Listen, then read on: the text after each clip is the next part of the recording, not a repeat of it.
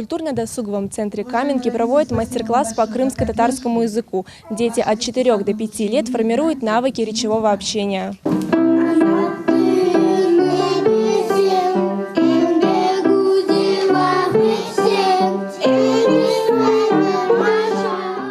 Звучит детская песня «Менанамным лафетем». Так начинается урок по крымско-татарскому языку для самых маленьких. Воспитанники культурного центра напевают строки на родном языке.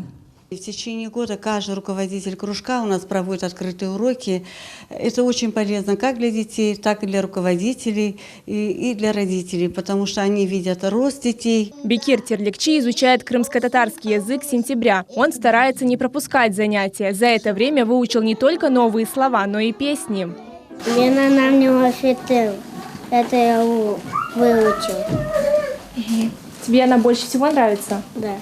Всего в мастер-классе участвуют 11 дошкольников. Все выучили стихотворения на крымско-татарском языке. Так дети быстрее запоминают новые слова. Следующее задание для ребят – назвать цвета на крымско-татарском. Дошкольники без труда справляются. Викторину проводит педагог по эстетике Кереме Алиева. Она уверена, что при общении новые слова запоминаются легче. Поскольку наши дети маленькие, я думаю, вы обратили внимание, сейчас они только формируются, и мы пытаемся в них развить эстетический вкус.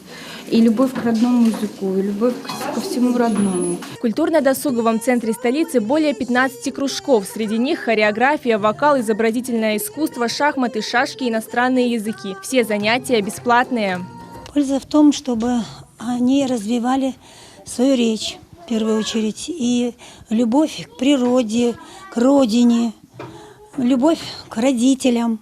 Всех дошкольников наградили грамотами за активное участие в открытом уроке. По словам организаторов, такое мероприятие станет хорошей традицией. Диана Бекмамбетова, Эрвин Амиралиев, телеканал Милет.